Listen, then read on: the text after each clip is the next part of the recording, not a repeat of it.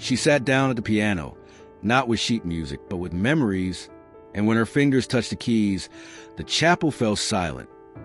Not because of technique, but because of truth in every note. For the first time, they truly listened. The 16-year-old black girl, Amara Brooks, is about to take us on a journey you won't forget. Let's follow her story and see how it all unfolds.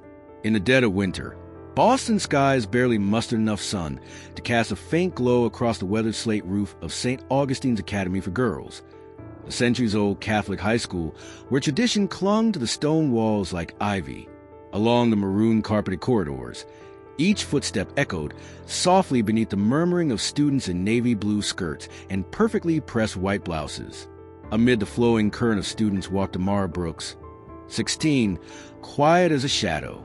Her coat was frayed at the hem, her leather shoes scuffed and worn, and her hair was pulled into a simple low bun. Nothing elaborate, nothing that stood out. She didn't try to disappear, but somehow her presence never seemed quite large enough to be remembered. The daughter of a night shift nurse, and the only girl in her class from a low-income neighborhood in South Boston, Amara attended the school on a scholarship from St. Joseph Parish, where she sang hymns every Sunday evening. Though she excelled in academics, always turned in her assignments on time, and never broke a single rule, the eyes of the nuns and her classmates passed over her like she was just another part of the school's pristine white walls. To many, she lacked the so-called refined grace expected here. No makeup, no bubbly chatter, and certainly no designer handbag like Charlotte Whitmore, the Boston mayor's daughter, or the tight-knit circle that orbited her. Amara didn't belong at the garden teas, didn't appear in winter dance photos on Instagram, and was never invited to join the planning committee for the seasonal festival. What allowed Amara to endure it all wasn't a lack of pain. It was familiarity. From the time she was young, her mother, Denise Brooks, had always said, "The more attention you draw, the easier it is for them to push you down." So Amara stayed quiet. She chose a seat by the window in class, where light streamed through stained glass onto her open notebooks, and she ate lunch alone in the library, reading volumes on classical music theory and the forgotten legacies of black composers.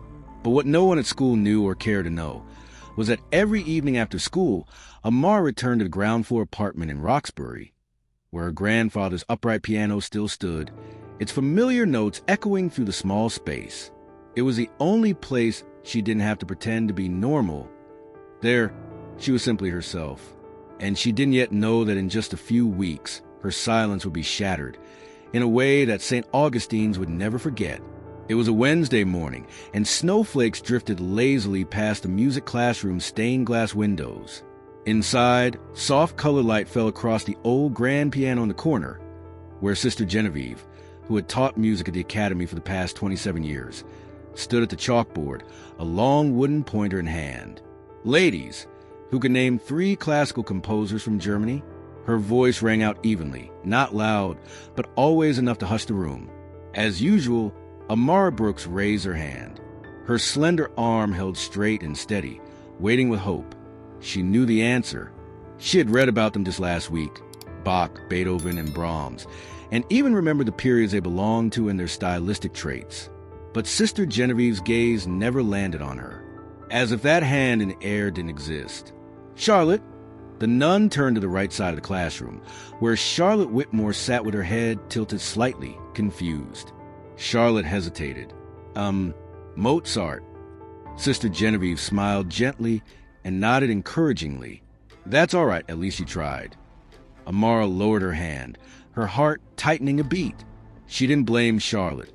Her classmate wasn't at fault. The fault lay in how adults chose who to see and who to ignore. It wasn't just a music class. In history class, when Amara offered a different perspective on the civil rights movement, she was cut off.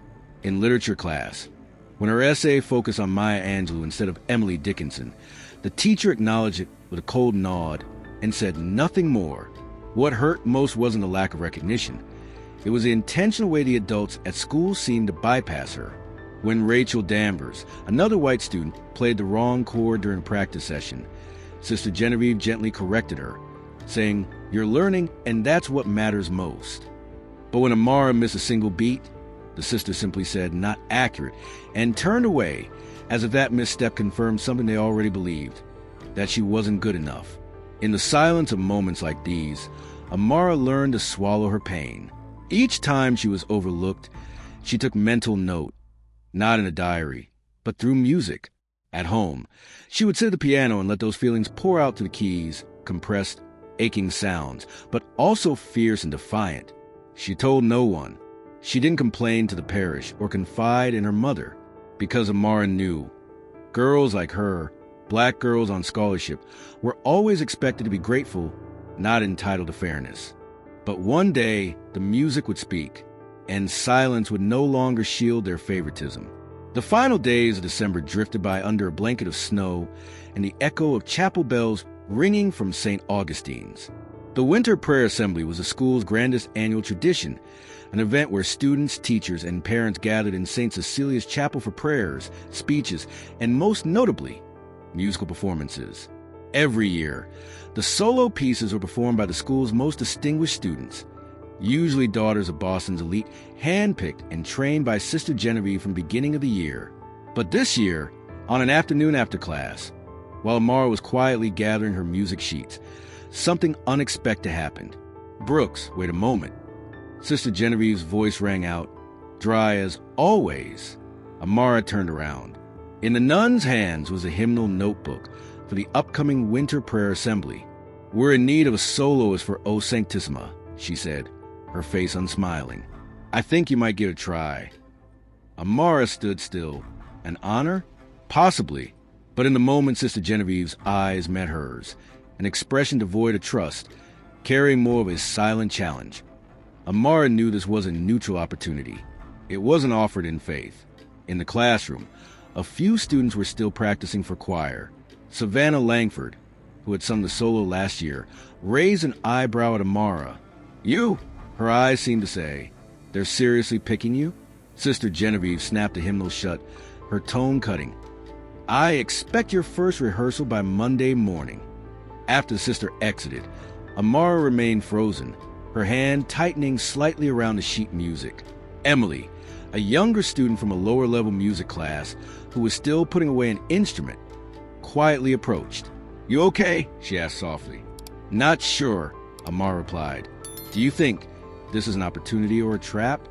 Emily thought for a moment, then whispered, "Depends how you play it." Amara gave a faint smile, not from joy but from understanding.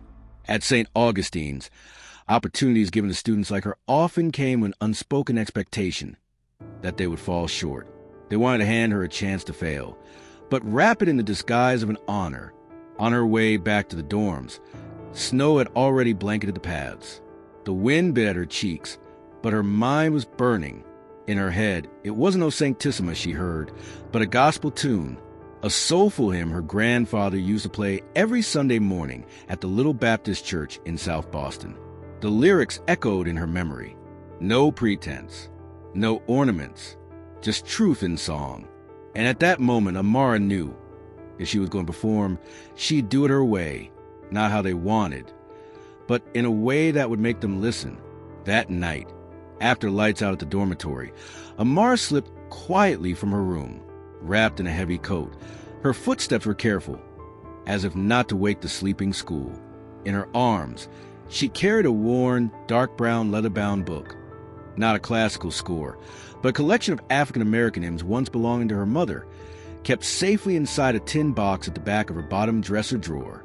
Instead of going to the main piano room, where Sister Genevieve usually supervised student practice, Amara quietly made her way down to the basement of the chapel. There, tucked behind an old wooden door, stood a faded oak piano once used during children's sermons. The wood was dull by time, and several keys had worn edges, but to Amara, it had a truer sound than any other piano at St. Augustine's. She opened the lid and rested her hands on the keys. Not O Sanctissima, not Bach, not Schubert. She played His Eye is on the Sparrow, an old black gospel hymn, the same one her mother used to sing through tears every Sunday morning on the simple plastic chairs at MT Zion Baptist Church in Boston. As Amara played the first few bars, the sound rang out into the cold, empty air. It wasn't perfect, but it was her voice, low, full, carrying the weight of her childhood, her memories, her faith. But what Amara didn't know was that she wasn't alone. Behind the wooden wall near the sacristy storage room, someone else was still working late. Sister Eliza, an elderly nun in charge of student discipline who rarely involved herself with music, had been sorting through end-of-year donation boxes when she heard the melody. At first, she thought she'd imagined it, but by the third night, she stood there silently in the shadows, listening until the girl finished the entire piece, unaware anyone was there to witness it. Sister Eliza's face remained unreadable, but under the soft candlelight, her eyes shimmered, wet. Meanwhile, Sister Genevieve had grown suspicious. She hadn't seen Amara on the official piano practice schedule. No students had reported hearing her rehearse. Everything was too quiet. On Friday morning, during a staff meeting, Sister Genevieve leaned toward Sister Eliza and whispered, "It seems Brooks isn't following the practice routine. She hasn't used the piano room. I'm afraid we may need to select someone else." Sister Eliza slowly closed her ledger and turned toward Genevieve with a quiet, piercing gaze. "I believe she's preparing." In her own way, Genevieve frowned, but said nothing more. She didn't know yet that the performance to come wouldn't unfold as she had predicted. And Amara, the girl too quiet, too overlooked, was about to rewrite the entire atmosphere of the Winter Prayer Assembly, not with classical technique, but with a soul no one could imitate. Every night after the dormitory lights were out, Amara Brooks pulled on her dark sweater and slipped quietly from her room. She descended the stone steps to the basement of the main chapel, her secret sanctuary. Each time, she gently wiped the piano keys before playing, as if brushing away the dust of time from memory. Then her small hands settled over the keys, and the sound rose again, imperfect but raw with emotion. His eyes on the sparrow filled the air once more, and this time Amara closed her eyes, letting her heart guide her. It was no longer practice. It was a prayer. Night after night, Amara's playing grew steadier, more confident. She didn't play with the refined technique taught in school, but with the heart of Sunday mornings, sitting beside her mother in a faded dress, singing proudly in the choir at MT Zion Baptist Church. Those memories, along with her quiet prayers, soaked into every key she touched. And then one weekend night, as her music swelled into a crescendo beneath the chapel's cold stone ceiling, a breeze slipped to the narrow window, rustling the worn curtain behind piano. Amara paused, listened, and smiled, not because she thought she was ready, but because, for the first time in weeks, she wasn't afraid anymore. Elsewhere in the convent, Sister Eliza, who had been quietly listening night after night, made a quiet note in her weathered journal. "There are sounds you cannot deny and souls you cannot silence." Sister Genevieve, however, remained unaware of what was coming. In the official preparations of the Winter Prayer Assembly, she focused on performance schedule, uniform checks, lighting cues, and speaker order. Whenever someone mentioned Amara Brooks, she simply shrugged, as long as she doesn't do anything too ostentatious. But what Sister Genevieve called ostentatious was in fact a truth that could no longer be hidden, and it was coming night by night, through every note echoing in the chapel's basement. The day of the Winter Prayer Assembly finally arrived, one of the most solemn events of the year at St. Augustine's Academy for Girls. St. Cecilia's Hall, with its soaring oak dome and stained glass windows glowing in reds and blues, had been carefully decorated. The old wooden pews were arranged in perfect rows, the main aisle lined with fresh pine branches and white candles. Whispers mingled with the ringing bells from the ancient tower, filling the space with reverence and quiet anticipation. The entire school was in attendance. Students dressed in pristine white ceremony uniforms, nuns in black habits lined up in front. Teachers seated in neat rows along the sides of the altar. At the center stood a grand piano, polished to a high shine. Nothing like the old piano Amara had practiced on night after night. Sister Genevieve sat in the front row, eyes skimming the folded program tucked into her leather folio. There was Amara Brooks' O Sanctissima solo, centered on the page. When the MC announced the next performance, a polite round of applause echoed through the hall. Amara stepped out from the left wing, calmly, not timidly, and with no sign of fear. She wore the same uniform as everyone else, but her eyes were different, steady and deep, as though she carried something greater than herself. A wave of whispers rippled through the crowd. Is that her? Amara? Why her? She can play piano? Amara didn't listen. She didn't care. She walked straight to the piano, sat down, took one deep breath, and didn't open a single sheet of music. She didn't play O Sanctissima. Instead, the opening chords as Eye is on the Sparrow, a classic gospel hymn, rose into the air, soft as morning breath, yet powerful enough to slice through the heavy silence blanketing the chapel. The entire hall held its breath. Sister Genevieve snapped her head up, her expression tightening as if she'd just been slapped. A few teachers exchanged uneasy glances. Students gaped, some whispering in disbelief, others frozen with their mouths slightly agape. But no one stopped Amara, because in every note, every soaring line that came from her lips, there was something no one could look away from. Her voice rose into the chorus, not trembling, but solid, unwavering. Why should I feel discouraged? Why should the shadows come? No one laughed. No one stood up in protest, because at that moment, they no longer saw the quiet girl with the frayed sweater. They saw a soul igniting the room with raw faith and unfiltered emotion. When Amara struck the final chord, the entire St. Cecilia's chapel fell into a silence so deep it almost rang. She sat still, her hands resting gently on the keys, palms faintly trembling with adrenaline, but her face calm. For a second, she could hear nothing but her own heartbeat and one question echoing in her mind. Did I go too far, or did I just arrive? She looked up.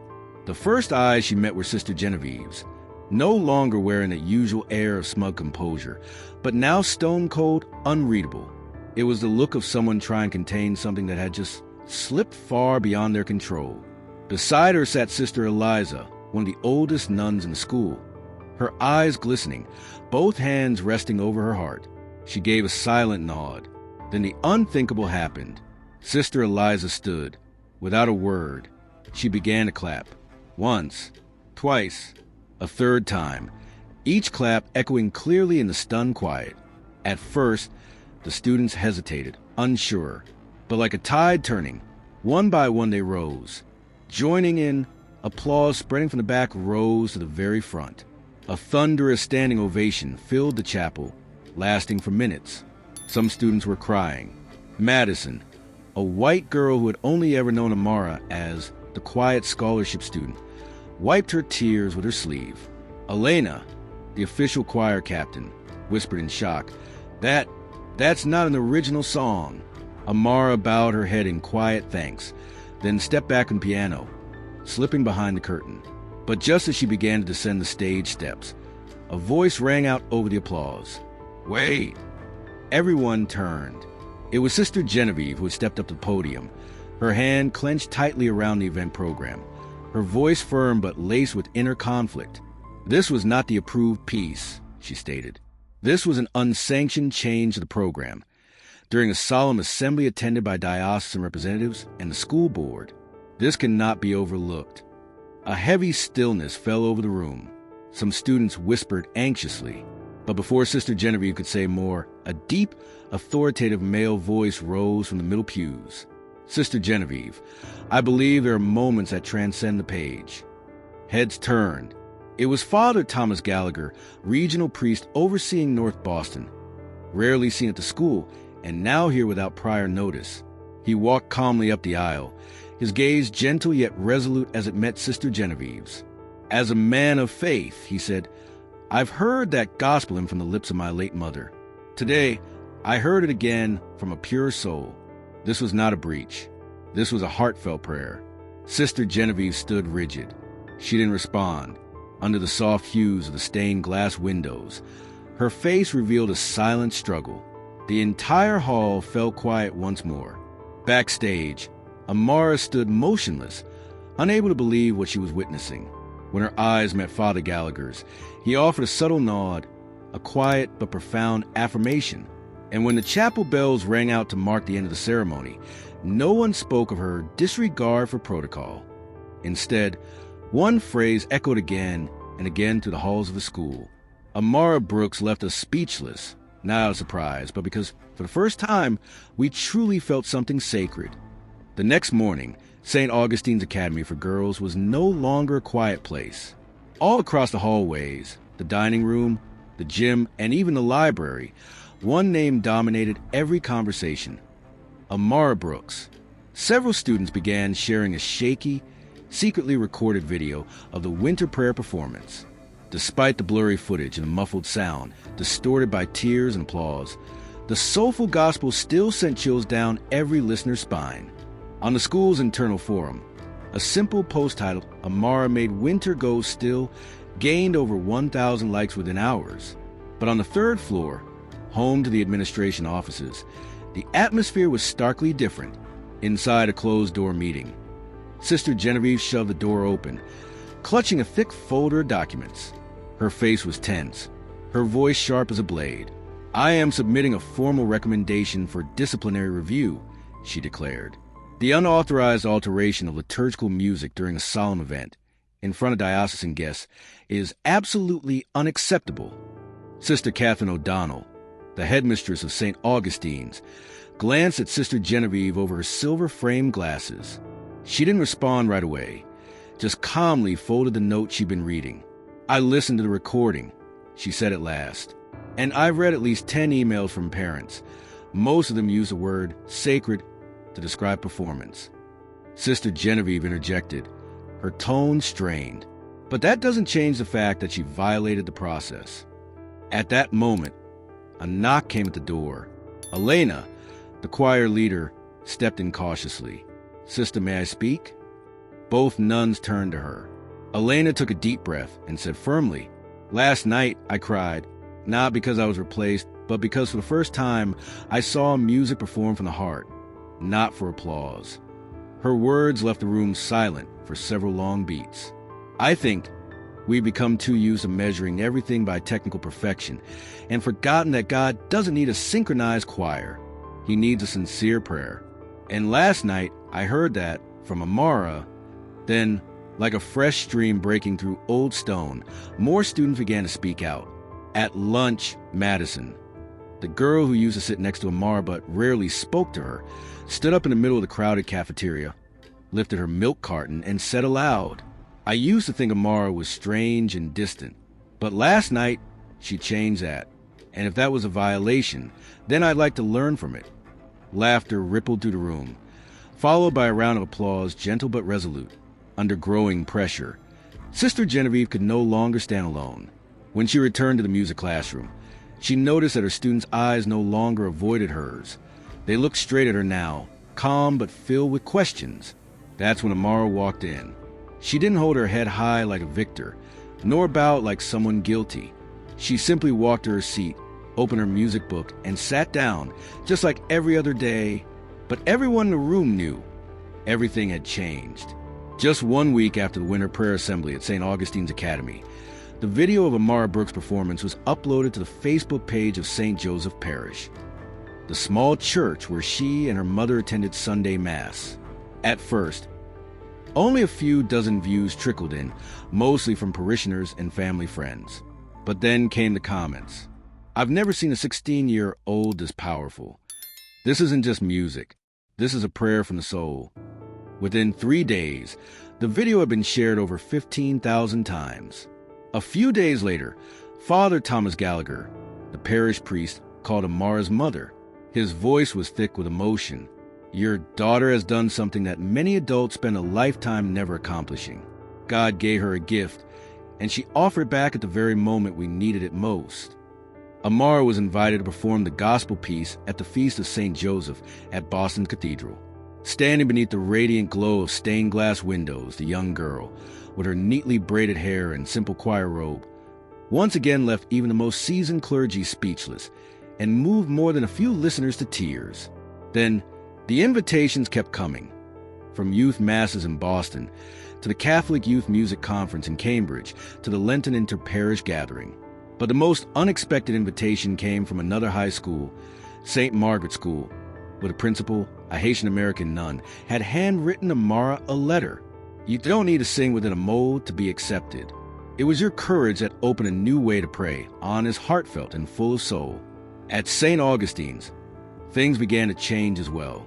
Conversations in class no longer skipped over Amara's presence. Sister Catherine O'Donnell, the headmistress, launched a new elective called Sacred Music and Cultural Voice, encouraging students to perform music that reflected their personal identity and faith traditions. But for Amara, the greatest lesson didn't come from applause or prestigious invitations. It arrived one quiet Saturday evening when she returned to the St. Joseph Parish Church, sat behind the old wooden piano, and saw her mother, who had once taught her to sing as a toddler, smiling quietly by candlelight. Her mother said nothing. She simply rested her hand gently on Amara's shoulder. And in that moment, Amara understood. Freedom isn't being allowed to do what you want. Freedom is the courage to live in the truth of what God has placed in your heart, even when the world expects the opposite. The graduation ceremony at St. Augustine's Academy for Girls took place on a mild June morning. In the cobblestone courtyard of the historic campus, white chairs were arranged in perfect rows, surrounding a podium draped in blue roses and white satin ribbons. The church bells rang softly, mingling with the quiet hum of parents, sisters, and students about to cross a moment they would never forget. Amara Brooks sat in the front row, wearing a deep navy cap and gown, her graduation cap tilted slightly over her carefully braided hair. Her face was serene, but her eyes held the weight of a journey, quiet, resilient, and deeper than anyone could ever fully grasp. When her name was announced as one of the 3 graduating honor students, applause swept across the courtyard. But what everyone was waiting for was the brief speech she had been invited to give to the entire school. Amara stepped up to the podium. A light breeze brushed the edge of her gown, making it flutter gently. She stood there, small against a vast open space, but her gaze never wavered. After a deep breath, she began to speak. Her voice was low, steady, and warm enough to hush the entire courtyard into listening. Someone once told me that if I wanted to be accepted, I had to sing by the book. But today I stand here because I chose to sing from the soul. A silence fell, not out of surprise, but because everyone knew exactly what she meant. I used to think I had to stay quiet, so I wouldn't make anyone uncomfortable, that I had to be humble to the point of disappearing, just because I didn't look like them. But I've come to realize music, like faith, isn't about pleasing others. It's the truth within each of us. And if you don't speak your truth, who will do it for you? Her eyes swept across the rows, stopping briefly on the seat where Sister Genevieve sat. Quiet, still. There was no confrontation anymore. Only one undeniable fact. A conversation had begun, and it could not be silenced. I don't play the piano for applause. I play so people can see that there are many ways to pray, many ways to believe, and many ways to truly be yourself. And then she smiled, a gentle smile, not proud, but not bowed either. My name is Amara Brooks. I'm not perfect. I'm not popular. But one thing I know for sure, I will never ask for permission to be who I am. As she stepped down from the podium, the entire courtyard rose to their feet, not out of formality, but out of truth. From that day forward, Amara's story was remembered as a living symbol of courage, of identity that cannot be diluted, and of faith that refuses to kneel before convention. Amara Brooks' story isn't just about music. It's about the courage to raise your voice in a world that often wants you to stay silent. It's a reminder that everyone in the U.S. deserves to be heard, no matter where we come from or what we look like. If this story moved you, don't forget to like, share your thoughts in the comments, and subscribe so you won't miss more powerful journeys like this one. Do you have a story of your own? Leave it in the comments. We're always listening.